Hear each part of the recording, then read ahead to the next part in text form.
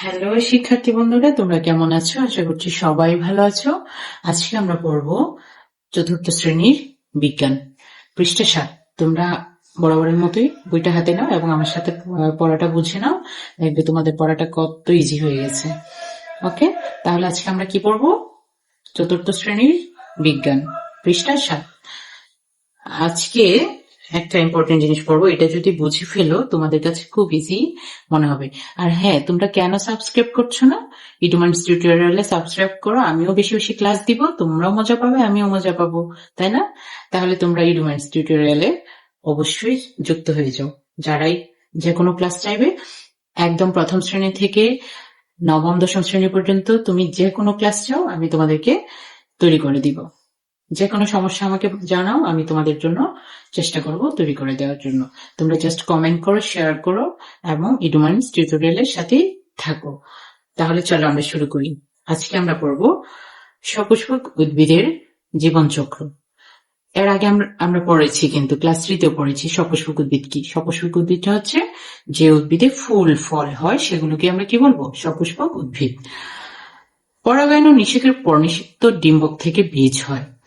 এই তো আমি গত ক্লাসে বলেছি, পরাগায়নের ও নিষেকের পর পরাগায়ন হতে হবে। নিষেকের পূর্বের ধাপ কি? নিষেকের পূর্বের ধাপ হচ্ছে পরাগায়ন। পরাগায়ন হতে হবে এবং নিষেক হতে হবে, তবেই না আমরা বীজ পাবো, ফল পাবো। এবং পরাগায়ন ও নিষেকের পর নিষিক্ত ডিম্বক থেকে বীজ হয় এবং পুরো গর্ভাশয়টি ফলে পরিণত হয়।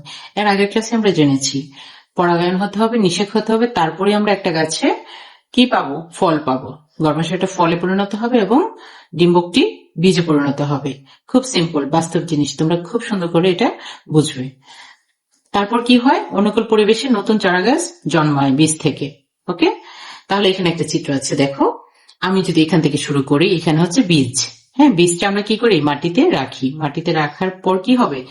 প্রথম ধাপ হচ্ছে অঙ্কুরোদ্গম। অঙ্কুরোদ্গমটা কি? ওই যে আমরা একটা বীজ যখন মাটিতে রাখি, পানি দিই, 3 থেকে 4 দিন পর দেখবে বীজের নিচে একটা সাদা অংশ বের হয়েছে, মূলের মতো।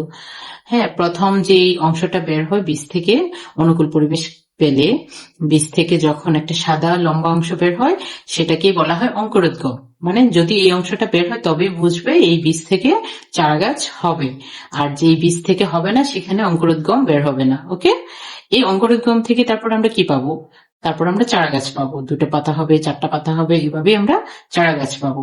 চারা গাছটা আবার যখন উপযুক্ত যত্ন পাবে, খাবার পাবে, তখন আমরা কি পাবো? পূর্ণাঙ্গ গাছ, একটা বড় গাছ পাবো। এই বড় গাছটাতে যখন একটা পূর্ণাঙ্গ গাছ হবে, সময় হলে ওদের কি হবে? সে গাছে ফুল আসবে। সেই ফুলে কি করতে হবে? এই যে পরাগায়ন ও নিষেক ঘটবে। এই ফুলে যদি পরাগায়ন এবং নিষেক হয়, তারপরেই কিন্তু গাছে ফল আসবে এবং এই ফলটা থেকে আমরা কি পাবো? বীজ পাবো। তো জিনিসটা কত সহজ না?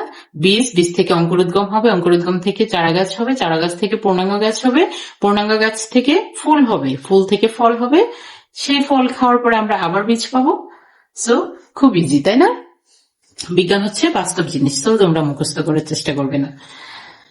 চারা গাছ, এই যে আমি যেগুলো বলেছি সেখানে এগুলোই কিন্তু লেখা আছে। চারা গাছ ধীরে ধীরে বড় হয়, পরিণত গাছে ফুল ও ফল ধরে। সকল সপুষ্পক উদ্ভিদের জীবনকালে এ ধাপসমূহ পর্যায়ক্রমে চলতে থাকে। জীবনব্যাপী, জীবনব্যাপী মানে কি? সারা জীবন, পর্যায়ক্রমে বা চক্রাকারে চলতে থাকা। পর্যায়ক্রমে মানে কি? একটা ধাপের পর অন্য একটা ধাপ, বা চক্রাকারে। চক্রাকারে কি? এই জিনিসটাই বারবার ঘটবে। ফল পাবো, বীজ পাবো, বীজ থেকে আবার চারা গাছ পাবো, চারা গাছ থেকে আবার পূর্ণাঙ্গ গাছ পাবো, সেভাবে ঘটতে থাকাটাকে কি? চলতেই থাকবে চক্রাকারে। এই চক্রাকার ধাপ সমূহকে কি বলা হবে? জীবন চক্র। যেমন মরিচ, টমেটো, আম, জাম, কাঁঠাল ইত্যাদি উদ্ভিদের ফুল ও ফল হয় এবং ফল থেকে আমরা বীজ পাই। তো এটা কি তোমরা লিখতে পারবে না?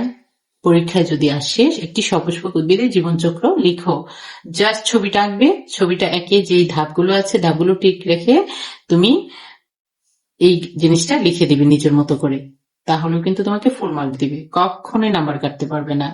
হ্যাঁ, বিজ্ঞান, অঙ্ক, ইংরেজি এই সাবজেক্টে কখনোই এক নাম্বারও কাটবে না যদি তুমি ধাপগুলো সঠিকভাবে লিখো, প্রক্রিয়াটা জানো, পর্যায়ক্রমে কিভাবে একটা ধাপের পর আরেকটা আসছে সেটা যদি জানো, তাহলে তোমার নাম্বার কেউ কাটতে পারবে না। ওকে, তো আজকে আমরা এ পর্যন্ত পড়বো।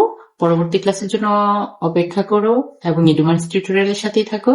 ধন্যবাদ সবাইকে। আল্লাহ হাফেজ।